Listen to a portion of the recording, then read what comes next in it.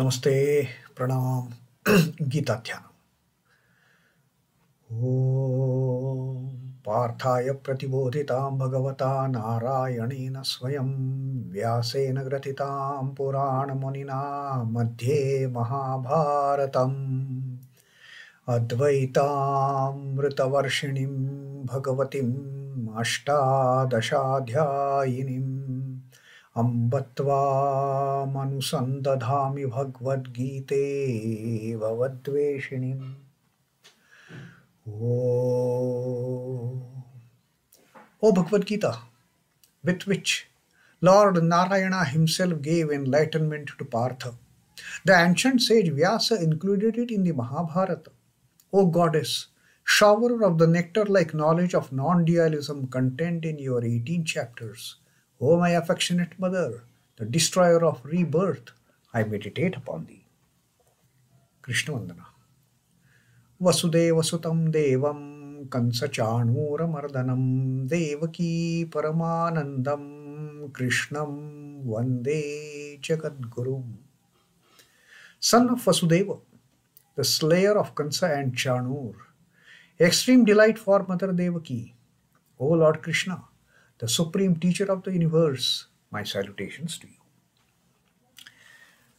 Srimad Bhagavad Gita, Moksha Sannyasa Yoga, 18th Adhyaya, and Sri Krishna in our previous reading taught us about how we cannot avoid work. We cannot, it is impossible to remain workless.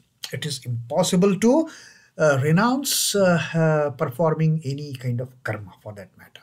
It is just not possible. The bodily functions have to undergo for this embodied soul, for this deha bhuta. For this deha bhuta, it is impossible to shun, it is impossible to renounce the work in totality. Nahi deha bhuta shakyam tyaktum karmani asheshataha. Yastu karma phalatyagi sa tyagi ati bhidhiyate. That it is just not possible, it is just not practical even for us to totally stop doing the activities, doing the karma. But Sri Krishna says, that tyagi, that renouncer, that person who is the real tyagi, is the real tyagi who has given up, who has renounced, who has relinquished the karma phala. That is the ultimate of tyaga, Sri Krishna says. Not the karma tyaga. Karma tyaga is practically impossible, he says. It is just not possible. It is just not possible for the embodied being. Now, if that is the case, giving up the fruit of action is the only remedy. And Sri Krishna says, giving up the fruit of action without giving up work. One must be engaged in work. Whether that work is to our liking or not, let us not get confused over those ideas. This work is to my liking, I will do it wholeheartedly. This work is not to my liking, I will somehow try to finish it. No. Whether the work is to your liking or not, do it wholeheartedly, do it most sincerely, do it with utmost dedication. But what you have to give up? Not the worker, not the karma, not the work, not the activity. Give up the attachment to the fruit of action. Give up the desire, what I am going to get out of that work that I am doing. Give up that desire for fruit of action. And Sri Krishna says that is considered to be the most superior type of renouncement. That renunciation, that tyaga is abhidhiyate. That is called as the greatest of sacrifices. That is the sacrifice, in fact, giving up the fruit of action.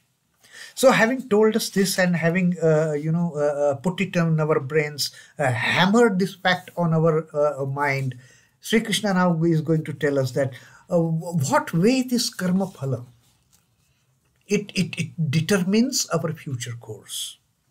If we are giving up the karma phala, we have got nothing to fear about. We have got nothing to look forward to. if we give up the karma phala, automatically we are heading towards mukti, we are heading towards nirvana, we are heading towards renunciation, the ultimate enlightenment. And this deha bhrut, the jivatman who is dwelling inside the body is on its way to being merged with the origin of the Paramatman, having given up the desire for fruits of action. Now, how this desire for fruit of action, they kind of influence our tendencies, our personalities, and our hereafter. That how these karma phala, they determine our future course of action. That Sri Krishna is going to tell us today in this 12th shloka. Aniṣhṭam miśhraṁ ca tri-vidhaṁ karmaṇaḥ phalam bhavaty atyāgināṁ pretya natu sannyāsināṁ kvachit. Sri Krishna says that whether you like it or not, whatever actions we do, every action produces brings to us some kind of returns. Every action. Now, whether we are seeking that return or not, that is what determines. Those who seek return, Sri Krishna says, these people, they get three types of returns. The three types of returns, the three types of fruits of actions. Tri-vidhaṁ karmaṇaḥ phalam. The fruits of actions are of three types. Now, what are those three types? Those three types are aniṣhṭam, iṣhṭaṁ, and miśhraṁ. These are of the three types. The aniṣhṭam is evil, extremely bad, most unfortunate. Aniṣhṭam, evil, the wretched, the downmost. Iṣhṭam is the agreeable, the superior type, the favorable type, the good ones for that matter. Those are the returns that one gets out of doing any karma. And the third type is, there is a mixed kind of, both good and bad. Now, the way Sri Krishna tells us, by now we understand that what kind of, what type of people, they are going to get these three types of fruits. The tamasic ones are going to get the aniṣhṭam, the evil, the bad, the wretched, the worst kind of fruits. Iṣhṭam is for the sattvika one, which is going to progress them on the path of liberation. Iṣhṭam. And then there is a miśhra, there is a mixed kind of fruits, both sweet and bitter. The aniṣhṭam is only bitter.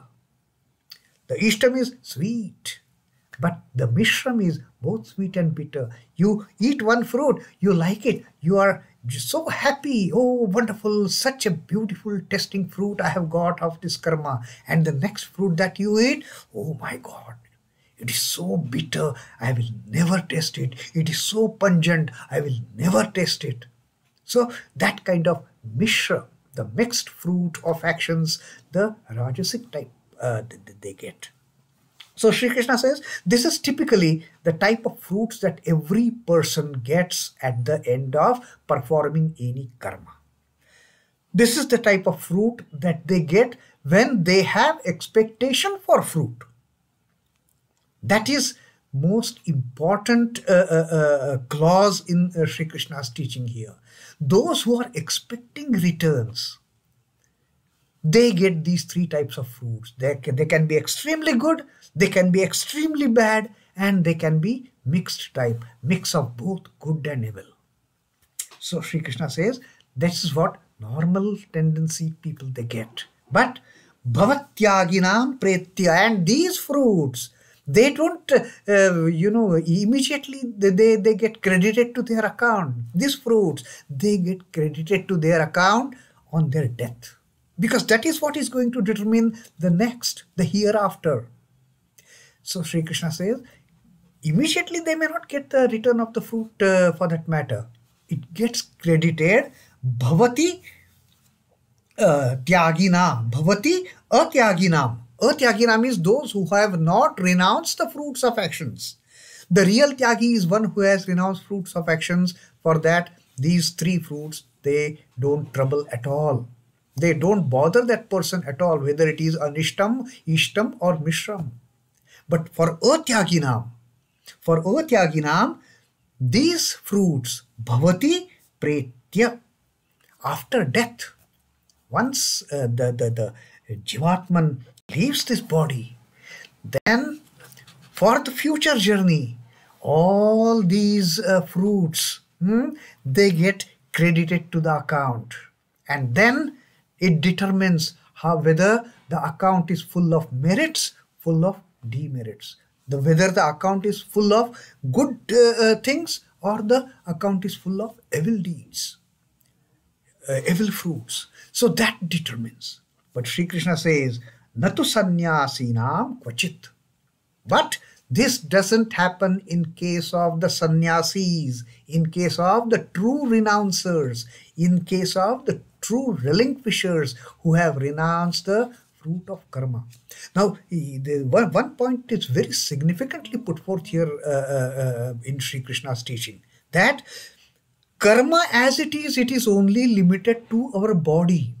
Till the time this body is alive, it is performing karma. But what about karma phala? Sri Krishna said that karma phala gets added to our accounts after death. So it is not that after death I am free of all those evil things that I have done. It doesn't happen. It is not that after death I am going to enjoy only heavens. That also doesn't happen all the time. Because there is always a mix of iṣhṭaṁ, aniṣhṭaṁ and miśhraṁ. And this is what all the persons, all this is what, irrespective of what tendency the person has. Even a person of the sattvic tendency is also can also do some evil deed at some point in life and accrue some aniṣhṭa phala, accrue some evil fruit. So that also gets added up. So even if that person has done 99 holy and pious things, even if there is one wretched, one evil thing, that has to be compensated for some time or the other. If that person hereafter, if that person is to stay in heaven, the wonderful with the celestial beings, with the Gandharvas and the demigods and such kind of things, enjoying the pleasures of heaven for say 10,000 years, what will happen? That one evil deed that he has done, that will cut down 1,000 years from those 10,000 years. And after 9,000 years, that person will have to suffer, will have to pay for that evil fruit that he has, it has got credited to his balance sheet, to his book of accounts. So Sri Krishna says, these three karma are, these three karma phala, these three fruits of action, they get added to your account at the time of your death for the atyāgināṁ. For those who have not renounced the fruits of action, those who have not renounced the attachment to fruits of action, for those, these three types of fruits, they get added up and that determines their future course of action. But Sri Krishna says, this thing is not applicable. This thing is not applicable to the true sannyasis, to the real relinquishers who have given up the karma phala tyaga, who have given up the karma phala. So it is not that after death this karma phala is coming and getting added up to their account. They have already renounced that karma phala also, without renouncing the karma, without renouncing the action. They have renounced. They have forfeited. I don't need anything. I am just working as instrument of the Lord. And I have no right to whatever comes as a result of this karma. Let that result go to God himself, whether it is good or bad. Let him decide. Why should it come to me? Because, first of all, I am not doing this karma at all. I am just an instrument doing this karma given to me by that God. Lord has given me an authority. He is using me as instrument in doing that work. I don't have any right what is the outcome of this work. With that unselfish attitude, with that unselfish tendency, when we start doing the work, then we are not bound by what comes after death. So for us, then even the path after death, the hereafter, is also very clear, because no aniṣhṭa, iṣhṭa or miśhra karma phala is going to determine what is going to be our next. And we are free from that kind of bondage. We are free from that kind of getting anything in return. Our account book is absolutely clear. There is no credit, there is no debit. It is a 0-0 balance. No liability, no assets. So that is how Sri Krishna says, that is how you can start your journey towards liberation through sannyasa. And that is the most wonderful teaching in this 12th shloka, incidentally, of this adhyaya of moksha sannyasa yoga. So Sri Krishna is teaching us how through sannyasa you can get towards moksha. The moment we don't have any karma phala accrued to us, we are on the way of liberation. We are on the way of mukti. We are on the way of nirvana, the moksha. So that was Sri Krishna's teaching to us in this 12th shloka of what happens when we give up the fruits of actions and not giving up the karma. Om Namo Bhagavate Vasudevaya. Sri Krishna Arpanamastu. Jai Sri Ramakrishna. Jai Thakur. Jai Ma. Jai Swamiji.